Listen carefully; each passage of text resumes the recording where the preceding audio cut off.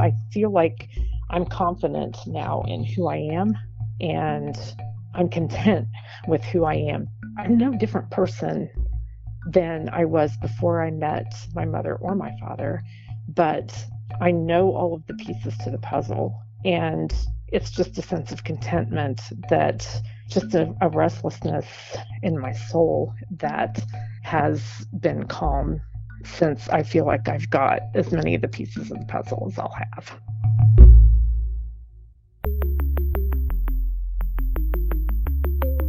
Who am I? Who am I? Who am I? Who am I? Who am I? Who am I? Who am I? This is Who Am I, Really? A podcast about adoptees that have located and connected with their biological family members. I'm Damon Davis, and you're about to meet Becky. She called me from Sydney, Ohio. Becky said she has always searched for someone who resembled herself. When she found her birth mother, she was wounded by the woman's fear reaction to having been found after 2 decades apart. Becky lived with her adoption reunion rejection trauma for years until she found the adoptee community, gained clarity on her birth mother's probable trauma, then finally reached out to give the woman a second chance to release the pressure of her secret. Finding her birth father gave Becky a sense of taking her power back as she figured out her conception story, located the man at a live event, and was welcomed into his heart. This is Becky's journey. Becky was born in Cleveland, Ohio, but has lived in Sydney, Ohio since she was adopted. Her parents brought her into their family when she was 3 months old. Becky said they had a typical Midwestern family life where they were close to their extended family and spent a lot of time together. Her father was a teacher, and her mother stayed at home with her until Becky reached high school, when her mom got a job. Becky said she doesn't remember being told she was adopted, but it wasn't discussed very much either. I never felt comfortable asking a lot of questions. Sometimes I would get up the nerve to ask questions, and I could tell, just sometimes you've just got that sense that my mother was not comfortable really answering those questions for me. Mm-hmm. Yeah, it's funny how you have that feeling. Even as a kid, you don't even know what the word intuition is, but that's what you've got. This intuition that this might not be a good thing for me to ask about. Yeah, absolutely. You just knew that it was an uncomfortable topic for my mom, not so much for my dad. I think he was more comfortable with me talking to him about my adoption and where I came from, but I learned just to not really talk about it a whole lot. And honestly, it was more of a curiosity until when I was 8 years old, my adoptive mom was pregnant with my younger sister. And I was at an age where I really recognized, I saw my mom's stomach grow as, she was further and further along in her pregnancy. I felt the baby kick. She went to the hospital. I got to go see the new baby, my little sister, in the hospital. And then, she comes home with this baby. And I think I was just at the right age that it really connected with me how much different my coming into the family was than my sister's. And it also made me realize that there was a woman out there that carried me and gave birth to me. And seeing what a significant experience it was for my mother, my adoptive mother, I knew it had to be for the mother who carried me also. Yeah. Yeah, it's funny when you make that realization that, oh, you just had that experience with that child, but somebody else had that experience with me, but I'm here with you, Right. Yeah, really fascinating. So you knew from that early age that you were curious enough to want to search, huh? Absolutely. I think I knew from that point on that I was a searcher, I think, from that period in my life on. I think I was always looking for someone who looked like me, and I knew that I would search. I didn't know how, because it was just always my understanding that, those records are closed and, you are as if born to us, and there's no finding out. So, that's the child. That's what I understood as a child.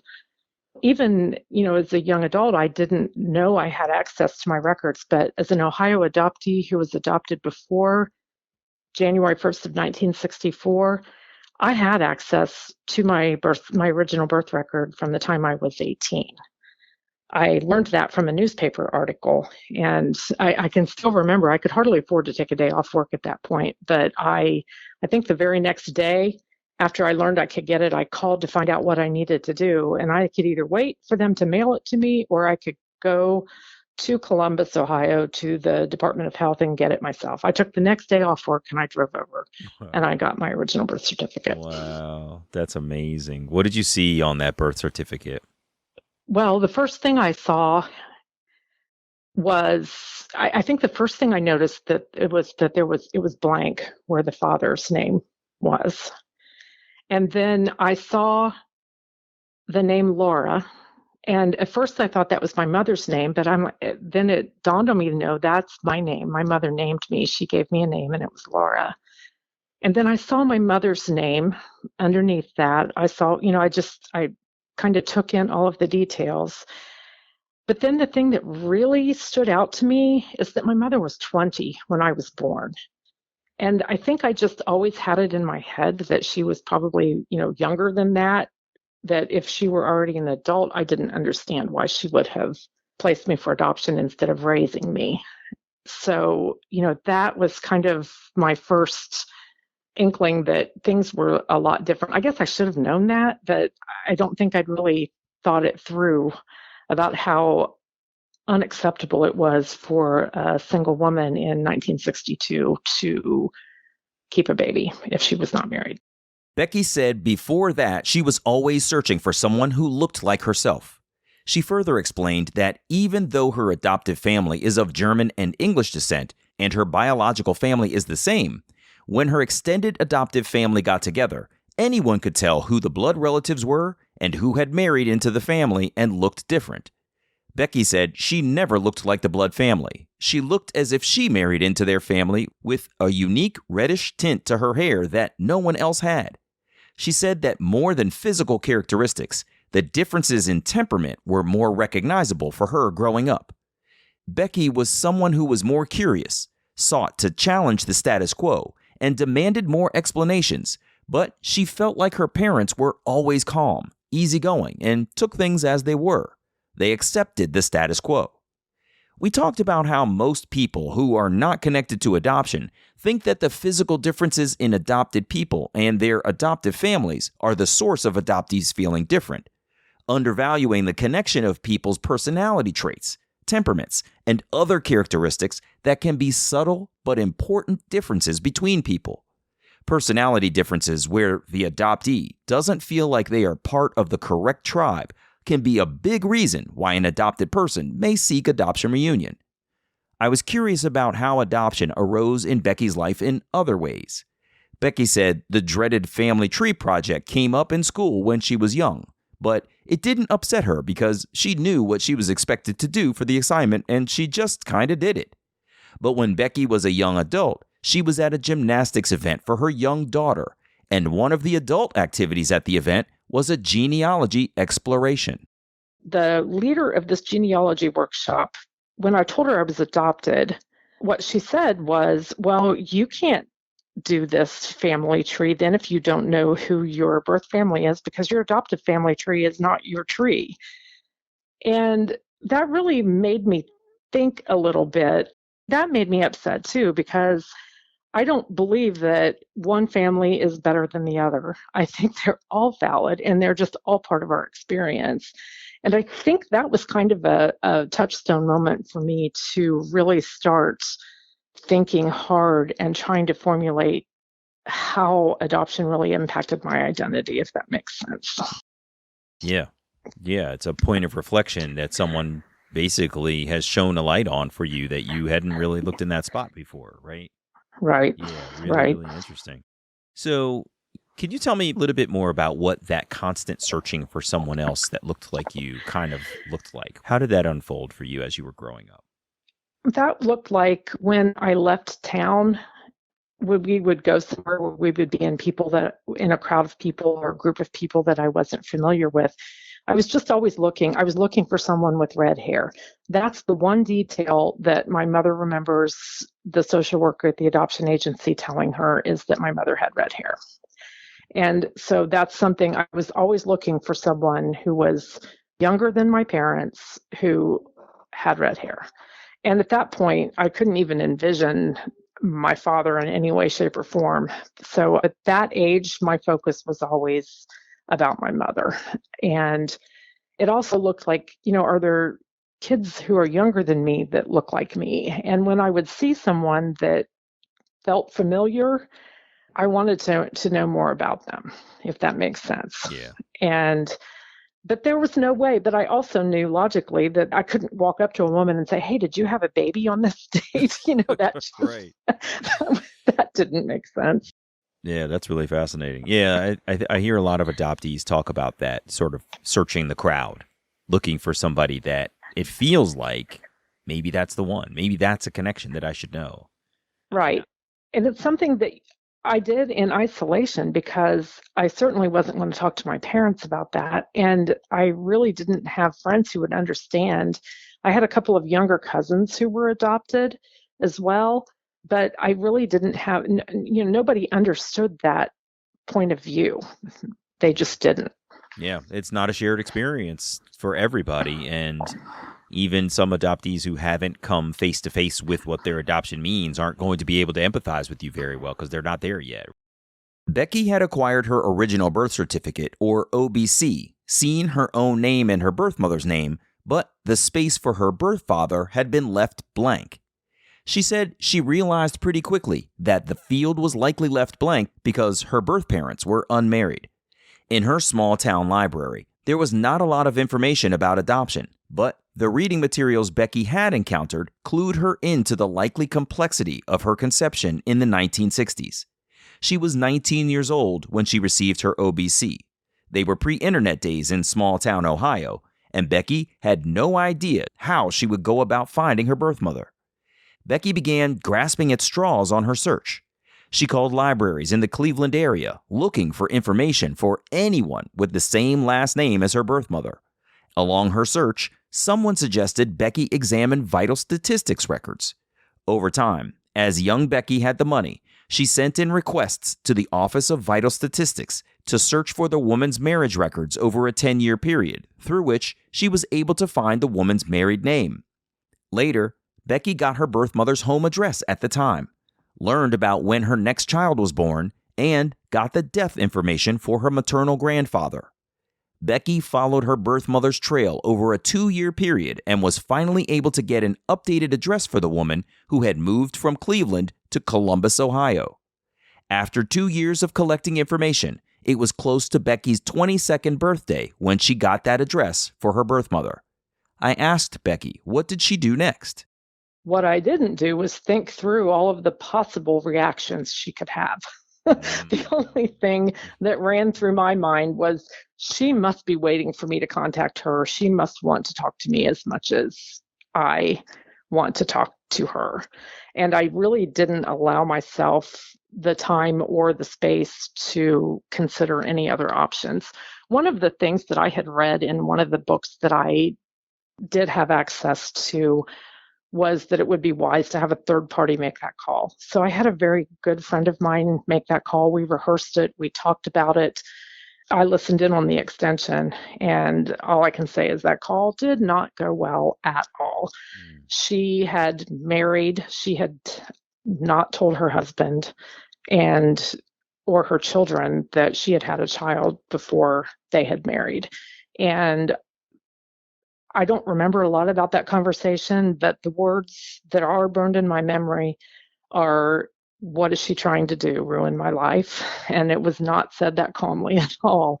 So that's the memory of my mother's voice that I had, that I carried with me for a really long time, and it absolutely crushed me. It was very difficult. My friend did get her to take my phone number. Her sister, my aunt, called me later that afternoon, and she sent me pictures. She told me about my mother's life and my siblings, and gave me a little bit of, of a picture of what my family was like. But I think in the end, the only thing she was really trying to do, the reason for her call, was to elicit a promise from me that I would not contact my mother.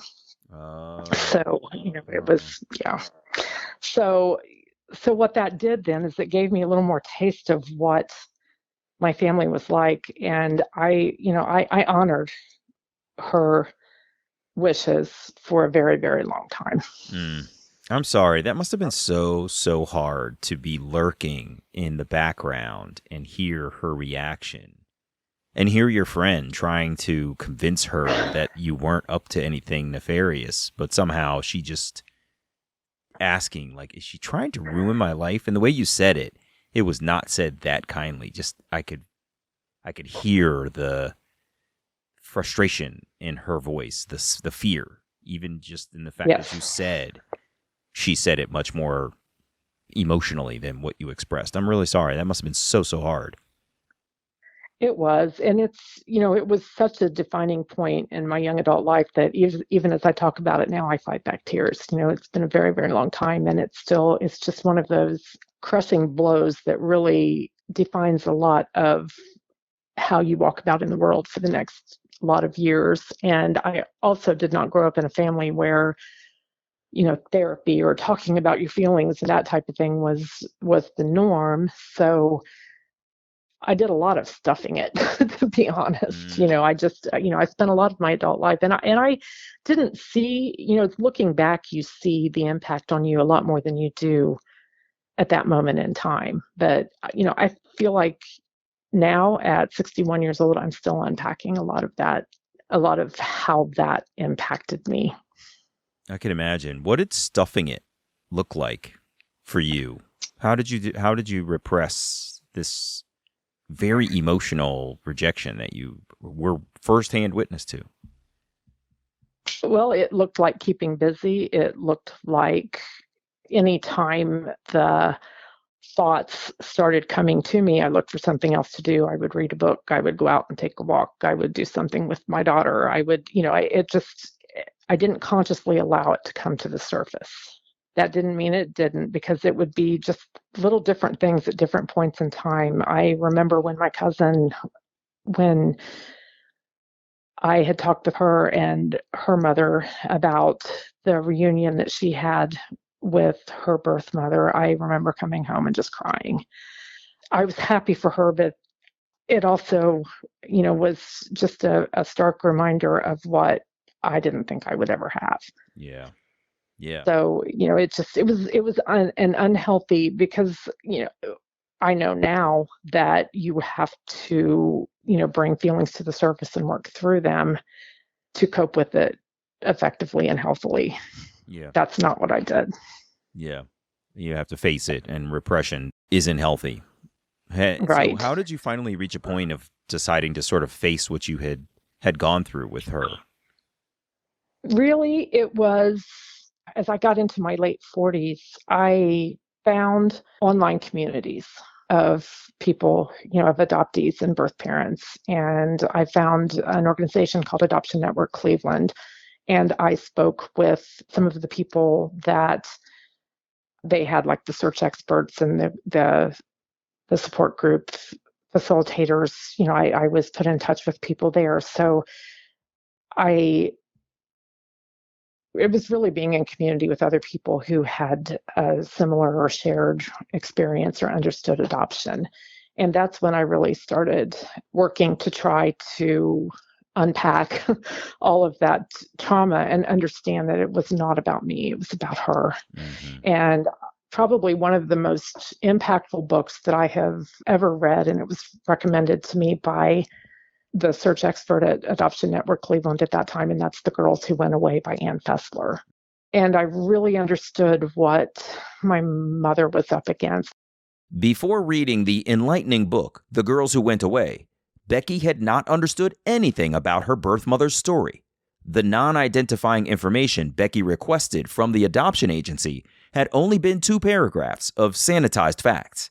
It contained basic information like her birth mother was from a middle-class family and it was not okay for her to be a single mother. but none of the deeper facts that Becky wanted to know about her birth mother. And I think I was harboring anger towards her too. Beyond the hurt, there was that anger that I really didn't want to acknowledge. And just understanding that era really helped me to have empathy for the situation that she was in, and even empathy for understanding why it was so difficult for her. She'd done what society told her to do.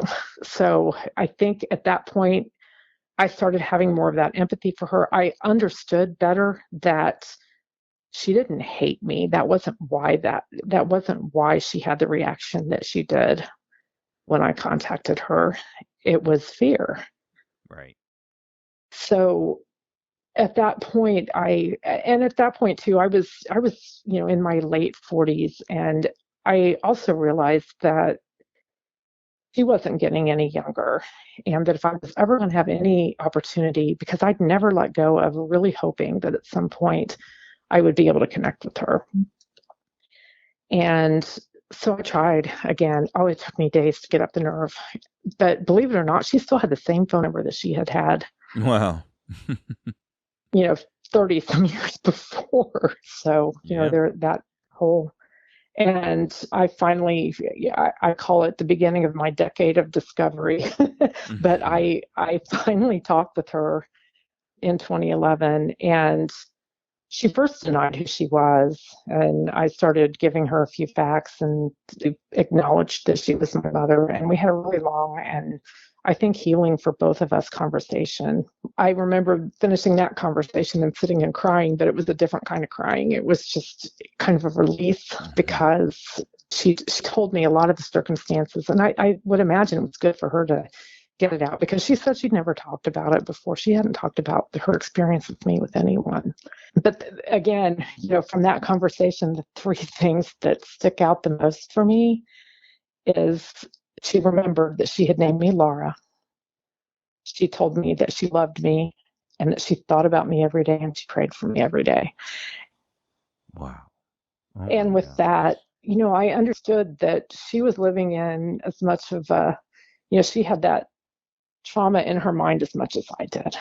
I mean, we were both doing that. And I know she told me she wanted to meet me. She wanted to see me. She asked me to send her pictures via email so they didn't come somewhere where her family would see them. And she didn't rule out meeting, but we had, a little bit of email connection, and she actually accepted my Facebook friend request.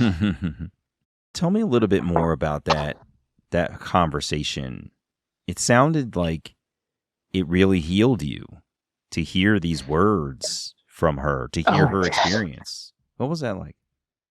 It almost felt like a release, like I could let go of those feelings of not being wanted, of not being loved, of not being accepted, of not knowing.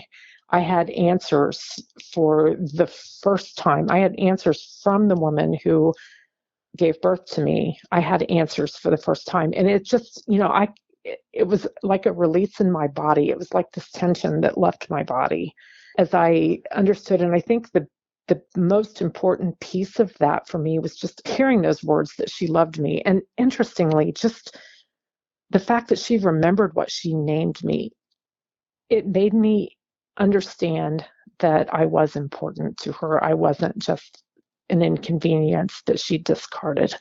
I mean, when you said it, I could feel it, and I wasn't like, it's not even my family, and I could feel, both of your relief, both for her, for after 40 plus years not telling a soul about you, and this unbelievable experience of having brought a person into the world whom she never got to know. And now this person is back and looking for her. Like, she's living this saga in her life that none of her closest family ever got to understand. And it almost, the image that conjures for me is like a pressure valve where under enough pressure, it would eventually burst. And I'm sure there were some times when she could probably admit to you that she was emotional about having ever known that you were looking for her, and how it came out for her in weird ways. She may have gone for walks and did something with her daughter and all of this other stuff to try to forget about the fact that you were looking for her. And then there's the pressure that you were under of sort of knowing she's out there, knowing that you know exactly where she is. You've got her number. You've heard her voice, and she doesn't even know you've heard her voice. And yet she doesn't want to talk to you. I thought of like when you remember when you were a kid on the monkey bars and you would try to hold on for as long as you can. And it was just this pressure on your hands. And then you finally let go and you were safely on the ground, but also your hands felt better. Like you had released the pressure of like trying to hold on so tight to something that you finally got relief. That was kind of the image that came to my mind. It was like your body and soul just got to let go and say, I don't have to be angry that I didn't get the reunion that I wanted. And she has kind of admitted what she feels and let me in. That must have been such a relief. Yes, and I think the analogy of the monkey bars really is a great description because it's a physical and an emotional release. Becky and her birth mother continued to email back and forth. Becky sent pictures of herself to her birth mother, and the woman promised to reciprocate, but she never sent any photos. Becky submitted her sample to DNA testing companies Family Tree, 23andMe, Ancestry DNA, and MyHeritage in an attempt to find her birth father. In March of 2018, Becky received a message on Ancestry that she was closely matched with someone, but that person could not understand how they were so closely related. I knew from the name, I knew immediately that it was my sister, my birth mother's youngest daughter. Oh. And so like, okay, my wheels started spinning because I didn't want to scare her off with a response. I wasn't going to tell her over email that her mother had a child before she married her father. So I actually called my friend and search expert at Adoption Network Cleveland, and we kind of crafted a response together. Well, by the time I got home from work that afternoon, I had a message from my sister that said, "Hi, Becky. We came back as a close match. I discovered we're actually sisters, and I've read some of your blogs, so I know your background, and I can't emphasize how excited I am." Wow. So there was another release because I can remember reading that, and I read it to my husband, and I can remember just standing there with the tears flowing and him holding me because it was just this other release of somebody else knows. Mm-hmm. Somebody else in my family knows that I exist. And so at that point, before she had messaged me, she had already went to speak with our mother, and she was able to confirm that I was her sister and my mother's oldest daughter. So that kind of opened that dam for reunion. That was in March 15th of 2018, and on March 31st, I drove over and I met my mother and my two sisters and their husbands, and we spent an evening together. So after, from the time I was 22 until I was 56. That's, those moments in life that you can just remember every second of what happened. I can remember walking up to the door.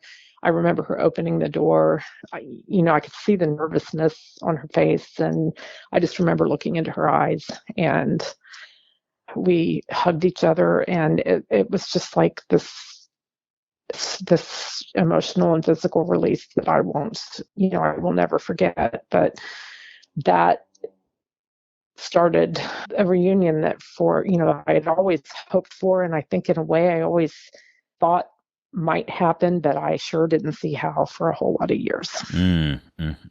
Gosh, the dam just broke, right? The pressure was being relieved, but now it's just all open.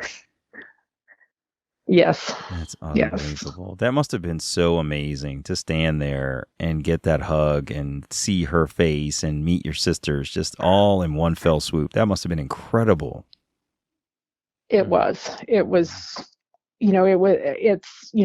healing that started when we had that conversation. I think having the opportunity to look her in the eyes and see her face to face, that was another big piece of that.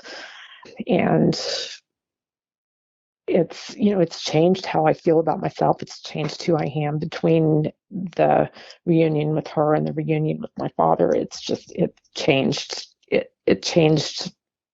really how I feel about how I walk about in this world, if that makes sense. Tell me more about that. What I does that feel mean?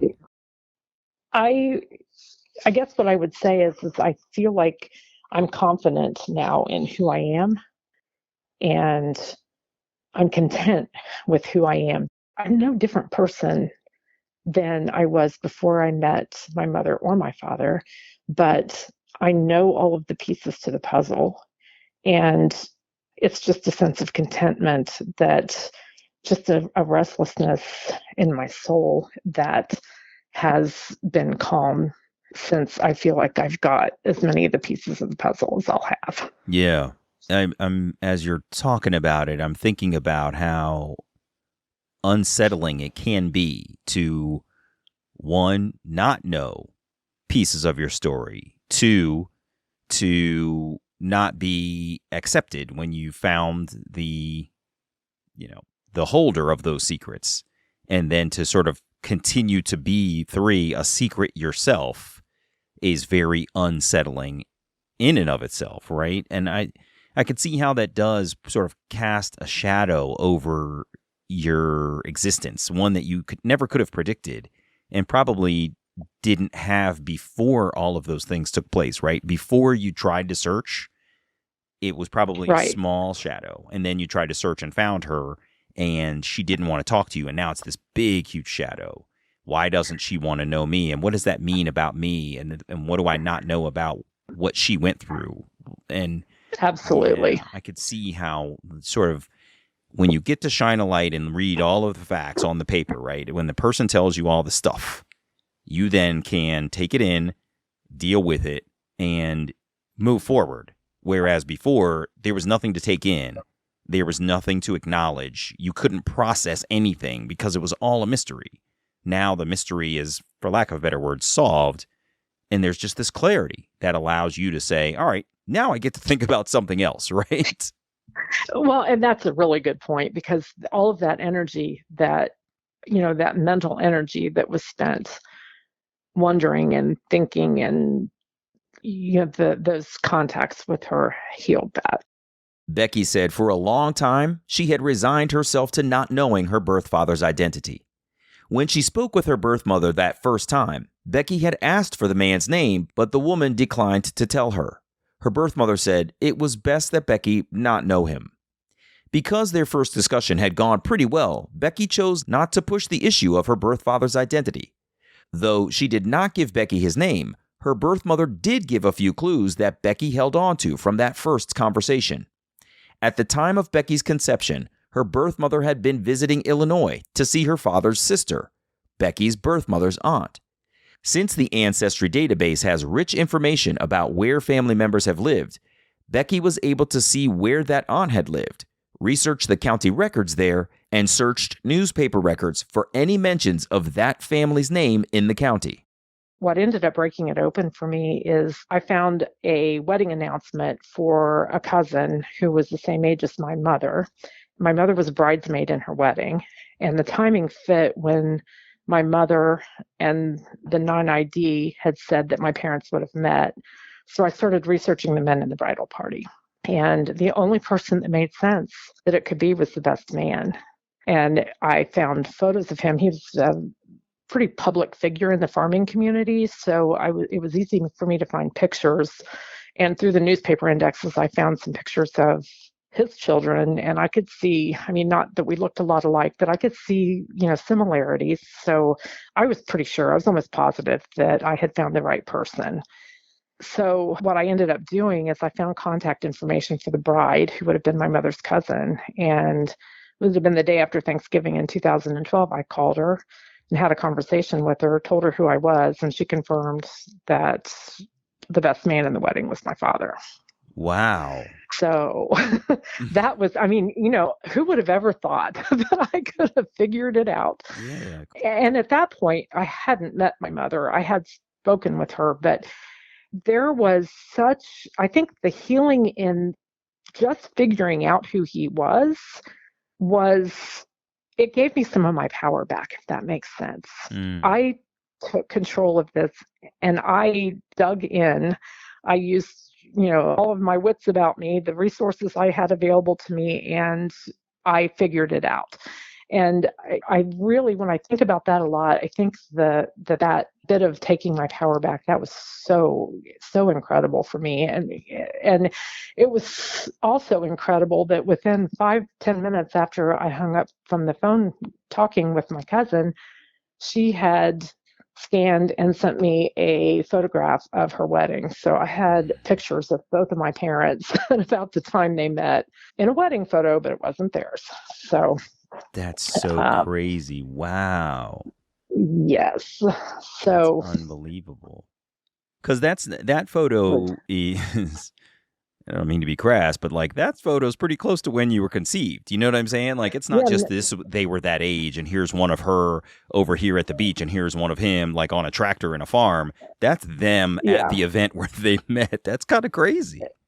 Yeah, it is. Wow. It is. It was absolutely fascinating. Becky was in conversation with someone who knew her birth father, so she was able to get a sense of his personality and how his life was going. When she reached out to contact him, she wasn't going in completely blind as if she had found him through Ancestry and tried to reach out cold. Becky tried to call the man, but he was either hard of hearing or was trying to avoid the conversation, so she didn't get anywhere by phone. In July of that year, there was a farm show happening, and as Becky said, she knew her birth father was prominent in the farming community. Becky and her husband packed their camper, drove over and got a camping spot near the show, then made their way over to the farming event.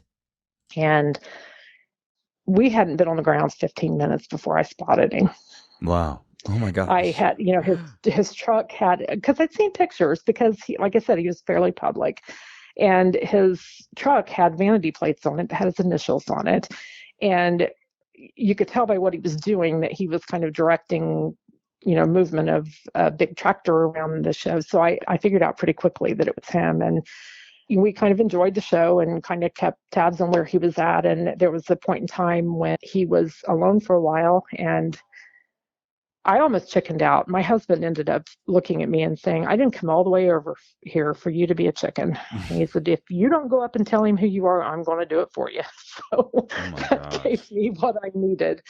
And, I just went and I had a conversation with him. We talked about, history and family history. And then I told him that I was over here to learn a little bit more about my family history. And I asked him if my mother's name meant anything to him. And I told him that I understood that I was his daughter. And, I really tried to go in with neutral expectations. Unlike when I first contacted my mother, I really worked on expectations with this.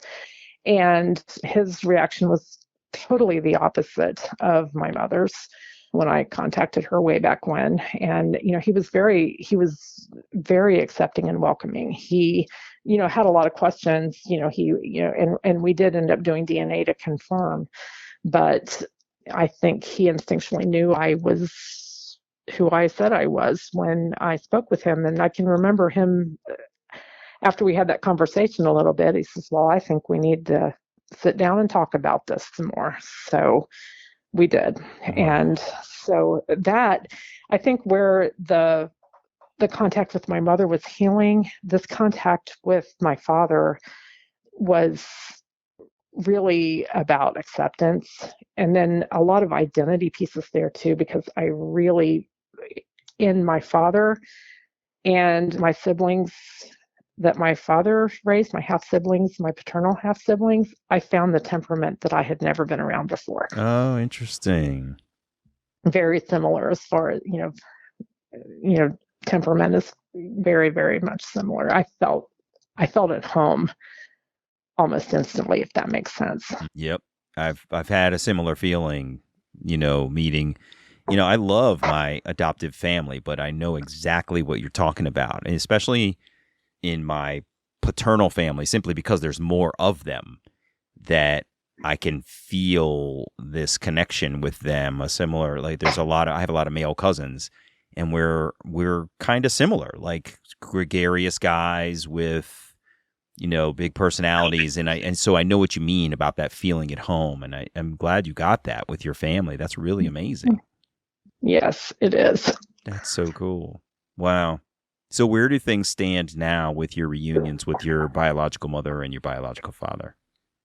So after I introduced myself to my father, we were in regular contact. He'd come over and met my family here and visited over here with us a couple of times. I made a number of trips over there, had an opportunity to meet three of my four siblings and his wife and aunt and cousins and a number of people a few months after we had first connected. So, we were in almost daily contact until he got sick. But he, just a little over 3 years after we met, he ended up and passed away. I had the opportunity to go and visit with him the day before he passed away. So, I had that opportunity to say goodbye. It didn't seem like nearly long enough. No. But I know how fortunate I am to have had that opportunity. So, and I'm still in contact with my family, my paternal family as well. Yeah. So it kind of opened that door for me. And then with my mother, I met my sisters the same day I first met my mother. And then my brother, who was out of town at that time, I had an opportunity to meet him a few weeks later when he brought my mother to my house. And we had a chance to visit there and actually ended up buying lots at a campground that one of my sisters and my brother both had lots there. So I've had a lot of opportunity over the last 5 years to get to know them, to spend time with them. My mother would come out occasionally and spend the weekend at my brother's cabin at that campground. So that was just a really great and unique opportunity to get to know my family. There was a couple of years ago, my sister is also born in July. They had a birthday party out at the campground for both of us. And, that's, if you would have told me at that first rejection from my mother that years and years later, she would be at a birthday party for me and another of her daughters, I would have laughed at you. So, like you were crazy. Just kind of right. Yes. Yeah. Yes. That's amazing. So kind of a super surreal experience. So I had lots of opportunities to spend time and develop relationships and that type of thing. And then, my mother started getting a little bit sicker, had a couple stays in the hospital. And then last year, 2022 in July, she passed away. So 4+ years that I had an opportunity to spend time with her and get to know her. And interestingly, I had an opportunity to spend time with her the day before she passed away as well. Wow. And here's another one of those things that I think only adoptees really understand is I know because of I'm pretty sure it's mostly because of my sister's resistance, one of my sister's resistance on my dad's family, that, I wasn't acknowledged in the obituary, even though he was very open about me and would, talked about me to everybody he knew. So he didn't hide it at all. But I was not listed in that obituary, but I was listed as Pat's daughter in my mother's obituary. So that is also something that's incredibly meaningful. The month of July is an important month in Becky's adoption reunion journey. She met her birth father at the farm show in July, and her birth mother and birth father both passed away several years apart during that month too. She said there's a lot of synchronicity there that makes her wonder. Becky said she had spoken with her adoptive parents about making contact with her birth mother, but that conversation had not gone well. She shared photographs that her maternal aunt had sent her of her birth mother, Pat, and her other children. I told them about it, and then there really wasn't any conversation after that. So, they knew about that. I told my adoptive mom about finding my father, and I showed her pictures, and we talked about that some. She didn't seem terribly bothered by that, really. So, but again, we just, I told her about it. I wasn't hiding it from her, but we really didn't have a lot of conversation about it. now, when I found my mother at that point, my adoptive mother is still alive, but she's, feeling the effects of old age where, she's got, I think, probably some dementia setting in and some physical health issues and that type of thing. So I've chosen not to talk with her about the reunion that I had with my mother and family. So that's just the way. And I don't see that there's anything to be gained because I know she wouldn't. I know it would bother her, and she spends a lot of her time alone. And I think, she'll get set up something in her head that she'll worry about, and she'll keep thinking about it over and over again. And so I don't want to do that to her. I agree. Yeah, it doesn't serve any purpose at this late stage in life, and with what seems to be deteriorating mental capacity. You're absolutely right. The few conversations that you'll get that will be lucid and meaningful should be things that you really want to talk about between the two of you, and it doesn't have to be this. There's just, you're not getting anything from it, so why trouble her with it? I hear you 100%. Wow. Woo, Becky, what a journey. My goodness. I'm so glad, though, that your mom came around. I mean, I just keep going back to how much pressure she must have felt when she found out that you were looking for her. I'm sure it was lingering in the background for years and years after your birth, but then for that moment to come for your friend to make that call on your behalf, I'm sure she was just terrified of what would unfold if her secret was revealed. And I know it took many, many, many years for you guys to actually get into a place of being in reunion, but I'm so glad that it actually happened.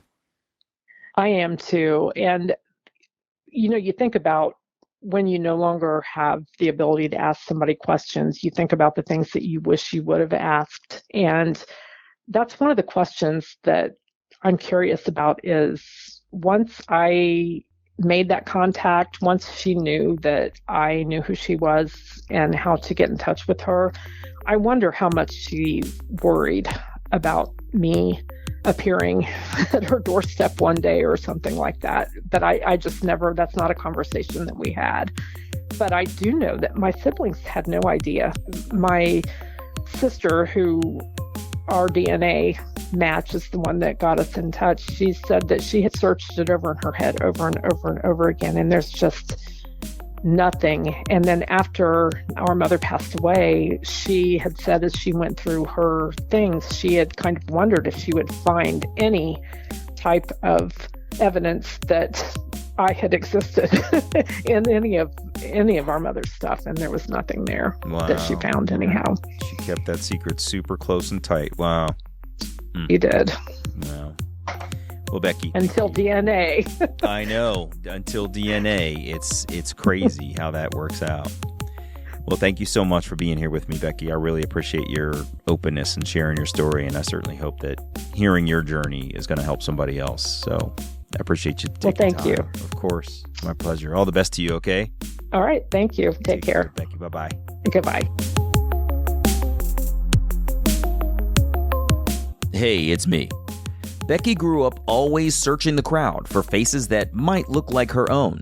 But more important than physical similarities, Becky was looking for common personality traits with her tribe.